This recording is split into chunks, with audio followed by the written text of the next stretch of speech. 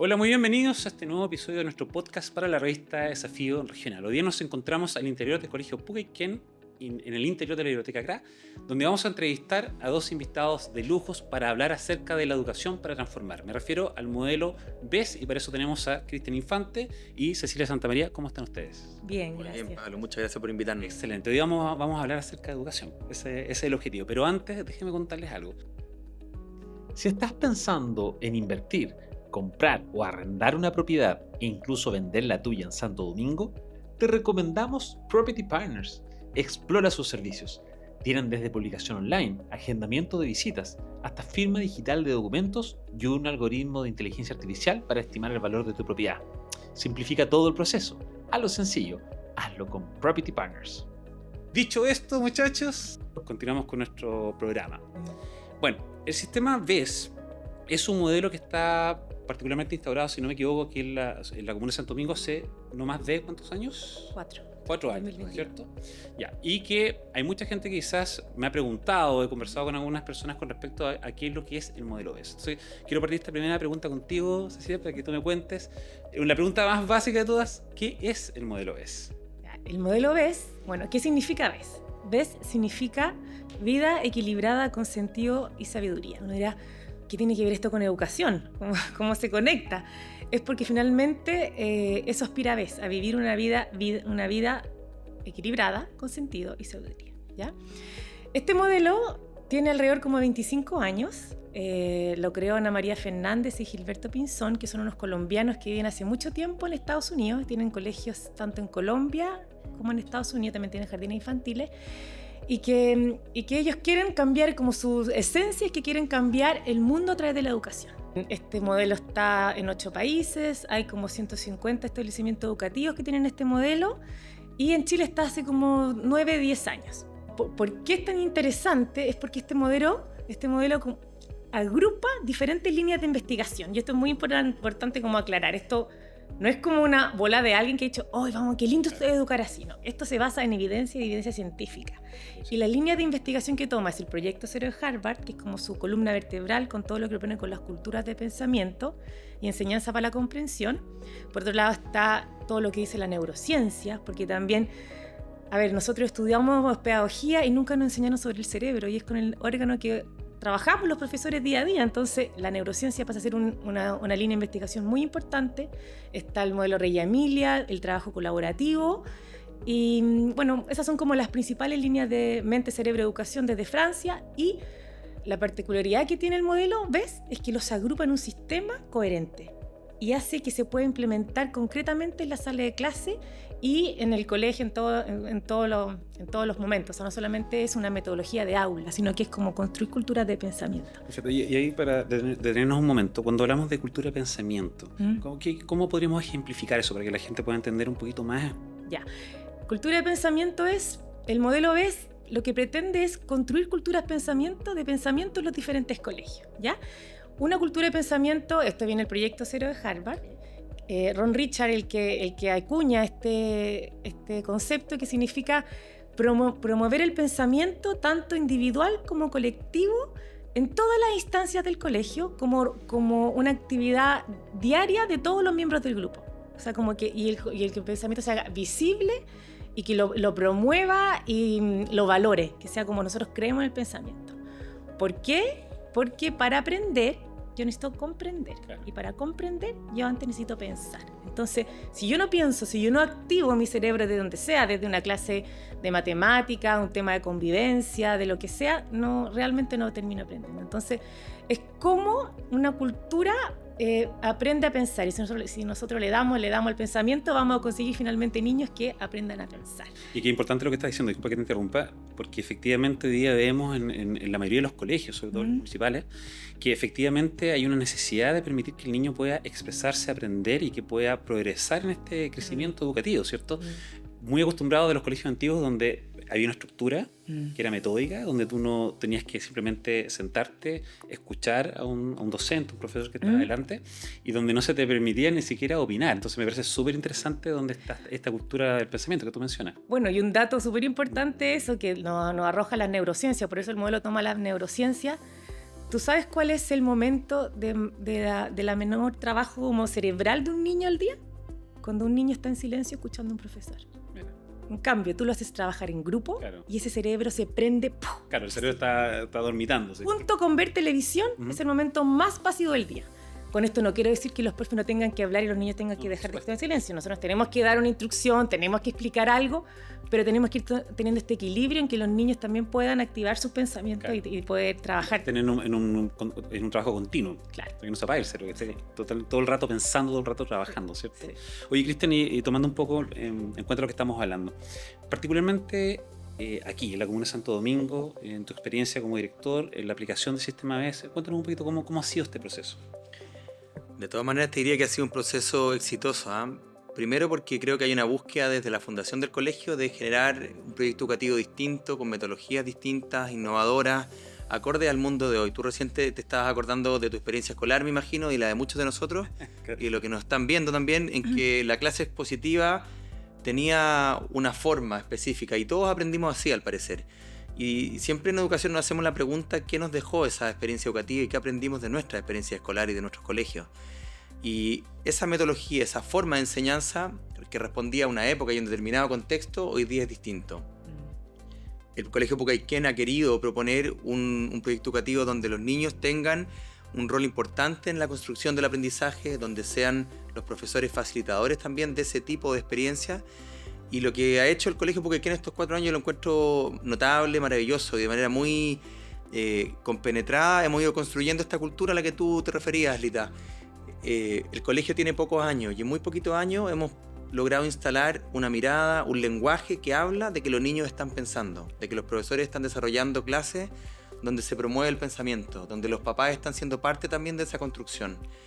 Entonces, si la educación cambió, nosotros no nos podíamos quedar abajo de este buque. Y yo creo que han sido años muy, muy provechosos, que nos tienen muy contentos también porque es la forma en que queremos que los niños aprendan. ¿La educación cambió o la educación necesita ser transformada? Está en ese proceso, ¿no? Claro, yo digo la educación cambió porque quizá es el cambio de paradigma que todo educador se plantea hace algunos años atrás.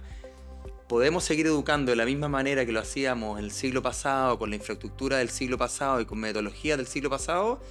Hoy día yo creo que no. Estamos en un proceso de cambio, y ahí hay algunos colegios y comunidades educativas que han tomado esa conciencia y esas decisiones, y otras que están en proceso de tomarlas. Nosotros yo creo que ya tomamos esa decisión. Queremos subirnos al carro de que la educación cambió.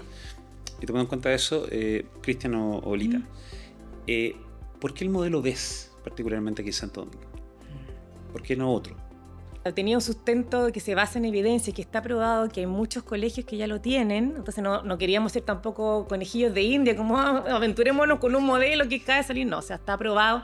Esto tiene 25 años, por supuesto que es un modelo mucho más maduro de lo que fue hace 25 años, que eso también, que siempre está actualizándose, siempre está...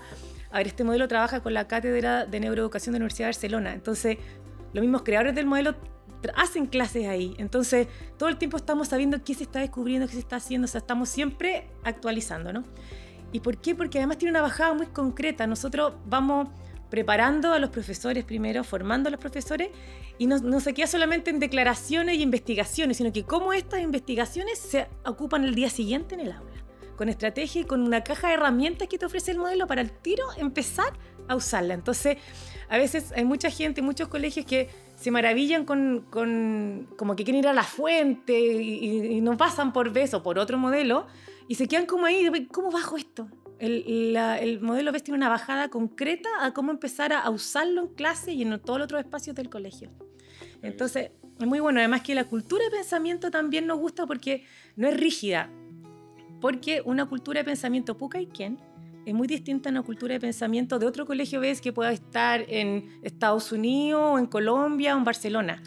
Porque ¿qué es lo que hace la cultura de pensamiento? Con todo lo que tiene para desarrollar una cultura escolar, desarrollamos nuestra propia cultura de acuerdo a lo que declara nuestro proyecto educativo. Entonces, viene a robustecer con todo lo que proponen nuestro proyecto educativo. Claro que sí. Bueno, evidentemente, todos los establecimientos a nivel nacional todavía seguimos porque es algo que está presente, combatiendo las secuelas del COVID en los niños, ¿cierto? En los cursos, en los colegios. ¿Cómo ha sido, Cristian, el haber implementado el sistema BES, el modelo BES acá en el colegio, tomando en cuenta de que se implementó en un momento donde no se partió de cero con niños, sino que entiendo yo que ya había niños que venían de cursos más grandes que se integraron? Y entonces cuéntanos cómo ha sido este proceso, y también es bueno analizar un poquito las dificultades que han habido entre medio y cómo las han sorteado como colegio.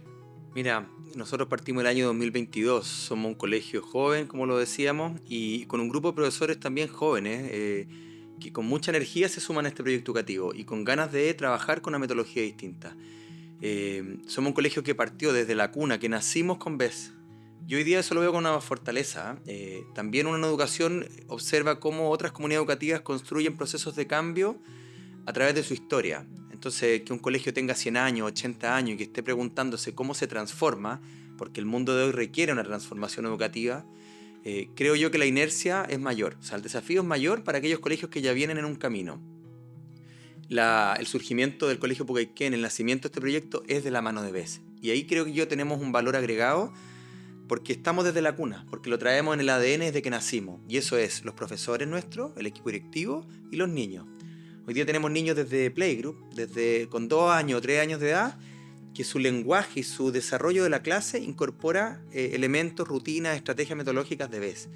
Si a eso tú le sumas que un profesor llegó al colegio, venía a una facultad de pedagogía, lee nuestro proyecto educativo y se entera que trabajamos con este tipo de metodología, el profe elige este colegio para trabajar de esa manera. Ahí hay un valor, el sabernos un colegio BES desde el nacimiento. Yo diría que las dificultades tienen que ver con la rotación, con el desafío que tenemos hoy día el sistema educativo de retener talento, de formar talento, finalmente la llegada de un nuevo profesor o que estemos en una localidad y en una situación de colegio de provincia expuesto a migraciones de familias o de profesores, hace que tengamos que estar constantemente capacitándonos y formándonos. Disculpa que te interrumpa, y justamente en eso, ¿cuánto tiempo se demora un docente en poder empaparse de esta nueva metodología y aplicarla en el aula? Es una buena pregunta. Finalmente tiene mucho que ver con la etapa de experiencia de ese mismo docente. Como te contaba, tenemos profes que vienen saliendo de la universidad y tenemos profes que tienen 20 años de circo en el sistema educativo, y ambos ingresan a un camino de formación que tiene una secuencia, tiene un progreso se espera que en 5 años puedan tener las herramientas necesarias para poder implementar y adquirir el modelo. Ahora, en el día a día y desde el año 1, tú ves que el profesor va transformando su propia mirada respecto al proceso educativo y implementando herramientas también que la formación del año 1 ya le entrega. En ese sentido, el profe en el año 1 sí puede estar implementando las primeras líneas de lo que el modelo educativo propone en el curso donde él está trabajando. Sí. Pero es un proceso continuo. Y quizá uno podría decir que no termina nunca, porque nunca. La cultura de pensamiento es lo que decía Lalita, nos desafía que desde la puerta del colegio todos hablemos un mismo idioma. Y además que el modelo promueve el lifelong learner, lo dicen como en inglés porque un modelo quiere, o sea, ser aprendiz permanente. Y eso lo promueve, o sea, queremos que nuestros profesores modelen a los niños que son aprendices permanentes, que el equipo directivo es aprendiz permanente. Todos nunca terminamos de aprender. El que cree que aprendió todo es como que no es parte de la cultura de pensamiento que propone el proyecto CERA. Entonces, eso es muy importante, y la formación va siempre como los profesores descubriendo un pasito más en los 5 años, complejidad. Entonces, la primera etapa es una etapa técnica, le mostramos la rutina, de la segunda parte es como una parte más de sentido, ¿por qué hacemos todo esto? Y la tercera parte ya, cada fase es como una espiral que va descubriendo mayor y mayor complejidad hasta que llega un profesor, que nosotros tenemos profesores en la fase 4, que dicen, yo no podría hacer clase ahora si no aplico el modelo BES, como ¿qué hacía antes? Porque cómo lograba los aprendizajes, qué clases más fome hacía también. Entonces le empiezan a encontrar que esto tiene sentido y que los aprendizajes se logran, son profundos y quedan, y no es calentar la prueba, dar la prueba y el otro día se me olvidó, entonces pura memoria a corto plazo. No, aquí queremos memoria a largo plazo, queremos pensamiento y aprendizaje profundo. Oye, ahorita, y tomando en cuenta, volviendo un poco al modelo, las experiencias de otros establecimientos en Chile. ¿Cuántos establecimientos en Chile están ocupando? 9. ¿Cómo ha sido la experiencia de estos establecimientos? ¿Tienen alguna como un dato, alguna estadística? ¿Si les ha funcionado? Digamos, ¿cómo han ido progresando? Sí, pues sí. Bueno, yo vengo llegando de Rancagua, ayer estuve en un colegio formándonos con la coordinadora de primer ciclo, con la Jordi, sobre la última etapa del modelo BES, el nivel 5. Aparte, bueno, esto es un paréntesis, como uno también se empieza a formar como formadora, porque también es una manera de que, ¿por qué elegimos BES? Porque el sistema del modelo es que la capacidad instalada en el colegio, que en el colegio tengamos formadores que formen en sí, a su vez, a los profesores que van a entrar. Entonces es como autosustentable después de pasar todas las etapas. Y son de éxito, o sea, los profes del Colegio Rancagua están súper contentos y dijeron, se hicieron la misma pregunta, no podemos seguir educando para contextos históricos pasados, ¿qué hacemos? Y te empezaban a buscar y llegaron a ver y han visto también todos los progresos y cómo los niños han ido cambiando su aprendizaje y logrando mucho más aprendizajes con el modelo. Colegios a veces súper antiguos que dicen, son súper valientes porque dicen, vamos a cambiar, y cambian el modelo. Voy a hacer una pregunta. Dale. Mira, bueno, de partida yo soy comunicador, ¿ya? Pero también soy papá. Y como papá, uno se preocupa de la educación de sus hijos. Y hoy día todos los colegios estamos viviendo situaciones complejas que tienen que ver con la violencia en los colegios, en los niños. Entonces me parece súper interesante que el modelo propone un trabajo muy eficiente con las emociones, ¿cierto? Y el autoconocimiento. Sí. Frente a la realidad que viven los colegios, voy a hablar en genérico, ¿cómo este sistema, este modelo nos aporta en el trabajo de las emociones, por ejemplo, para poder evitar lo que sucede en la mayoría de los colegios, como el tema del bullying o temas de violencia, como el colegio en Concepción, que hace poco salió en la noticia, y muchos otros? ¿Cómo el modelo nos ayuda? Lalita decía, el modelo es vida equilibrada con sentido y sabiduría. Y en ese equilibrio claramente la dimensión emocional está muy presente. Hoy día desde la neurociencia, si el cerebro no está en un estado emocional adecuado, no nos permite aprender. Quizás muchos de nosotros estudiábamos en salas de clase donde el miedo era lo que estaba más presente en esa sala. Y el profesor creía que tenía la sala dominada porque nos tenía todo en silencio, pero lo que estaba generando era miedo. Y en ese miedo nos activa la corteza prefrontal y por lo tanto el niño no va a poder aprender. Hoy día, bajo esa claridad, nosotros integramos bastante la dimensión emocional, es decir, que los niños se conozcan, que sepan reconocer sus emociones, que sepan gestionarlas y que los adultos que acompañamos el proceso educativo podamos también ayudarlos a ellos a ir desarrollando estas herramientas del autoconocimiento, de la autogestión, de la solución de conflictos.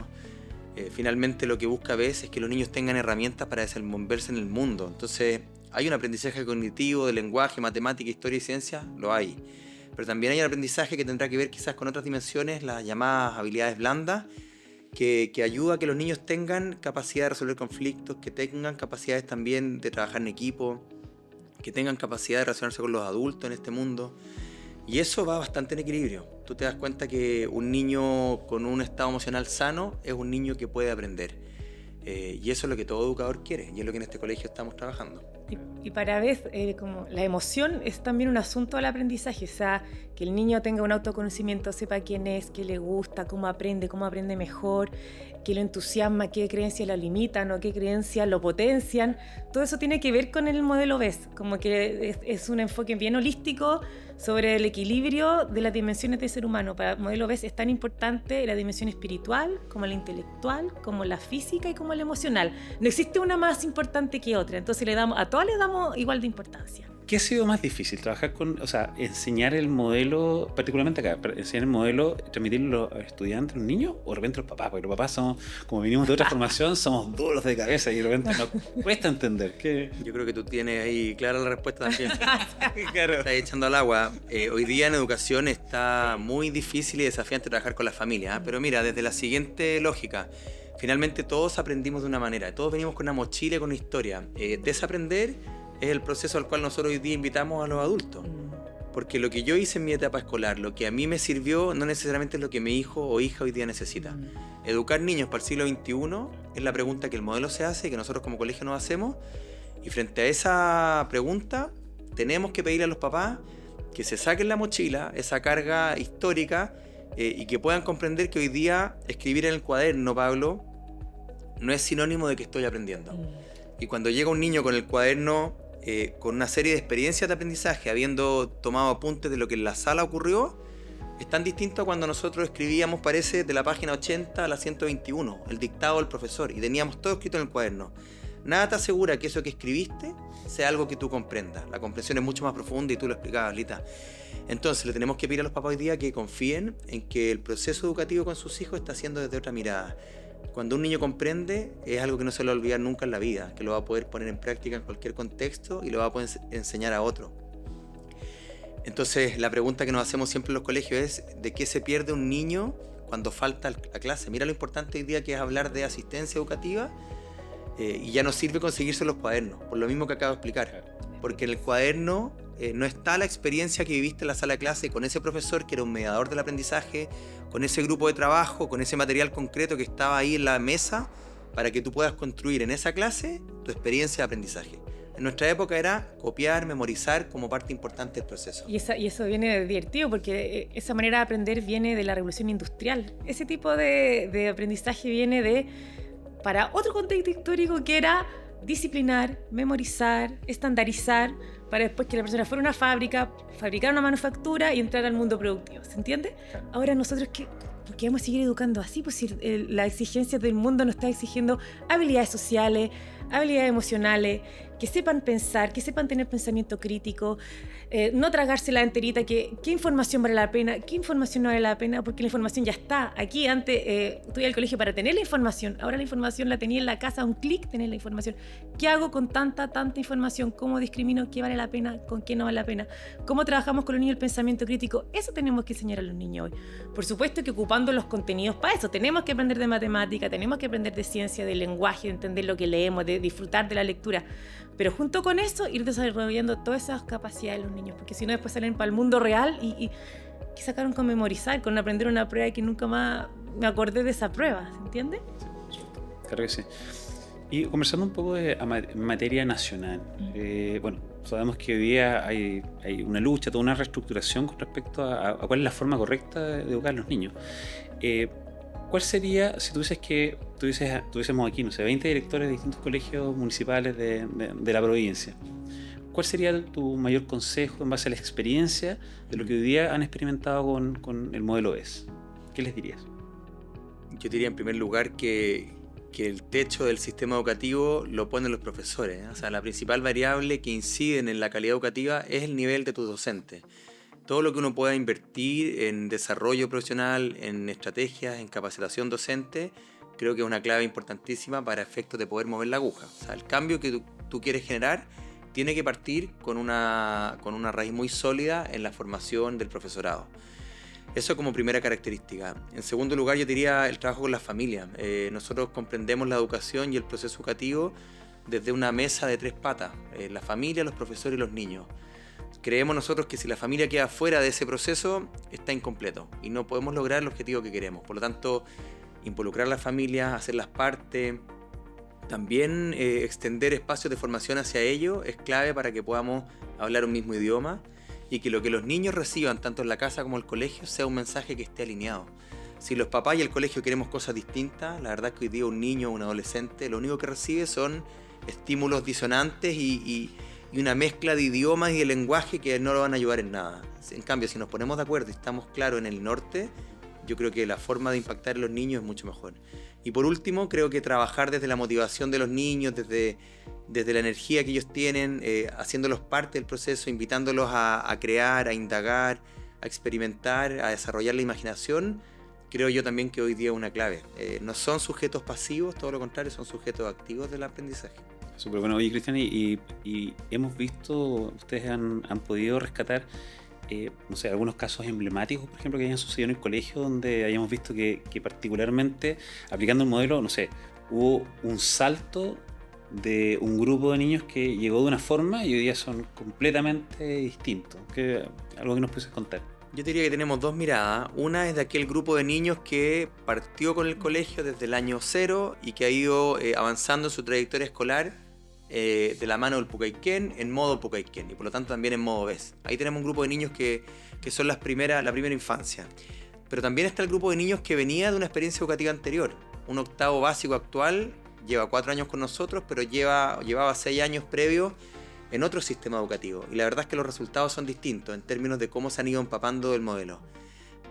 Aún así, creo yo que todos y todas han podido empezar a ocupar lenguaje y pensamiento, sí, que significa que se llevan a la casa las mismas preguntas que los docentes le hacen aquí en el colegio.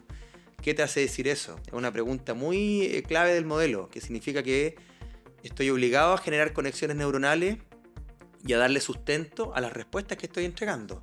Tanto así que en la casa preguntan, papá, mamá, ¿qué te hace decir eso? O sea, ¿por qué me dices que no puedo ver tele? El por qué sí y el por qué no promueve lenguaje y pensamiento. Quizás promueve orden y disciplina, que está bien, pero hoy día los niños están preguntando cuál es el propósito y cuál es el fundamento.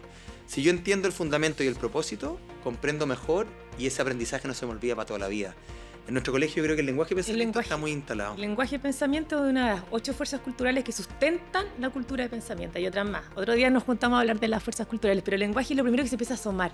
Cómo los niños empiezan a hablar, porque tú ves niños de prekinder, no, es que yo razonando con evidencia, pienso que tú sí, de prekinder, como las expectativas sobre lo que un niño puede decir y hacer a esa edad son mucho menores en el sistema tradicional. Entonces, a mí una niñita en prekinder me dijo, mostrándome la llave de la causa-efecto, la llave de pensamiento, me dijo, la vida es una eterna causa-efecto.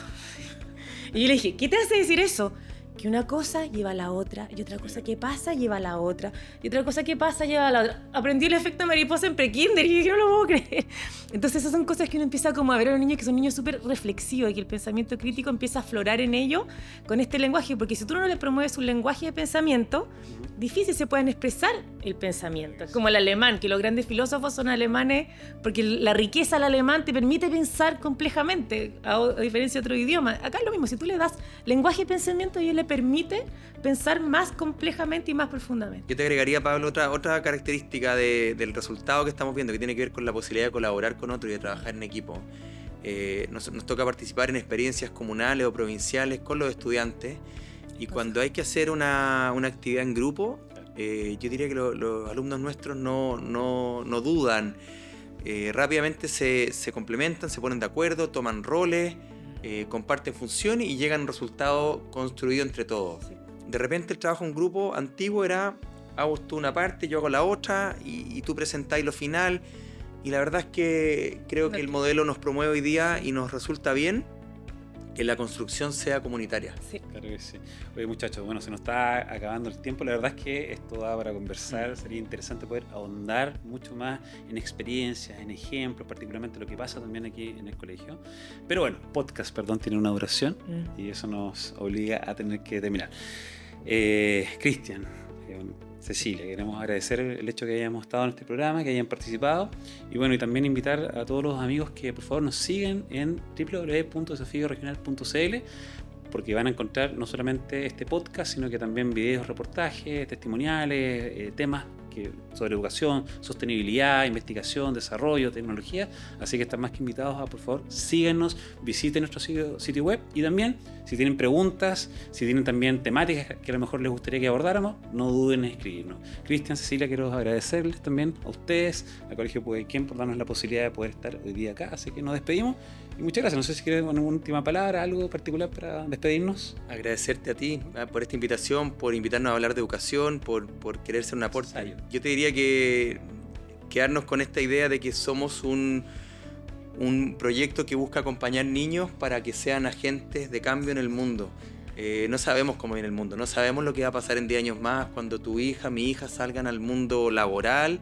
Hoy día están en un colegio. Si la familia del colegio los puede acompañar y eso se transforma en una cajita de herramientas para un mundo distinto, significa entonces que los estamos preparando para colaborar, para adaptarse al cambio, para generar soluciones. En eso estamos hoy día, así que agradecidos también de trabajar contigo y de estar en este espacio. Bueno, muchachos, nos despedimos. Gracias por estar aquí en este programa Desafío Regional, www.desafioregional.cl, y nos vemos. Chao, chao.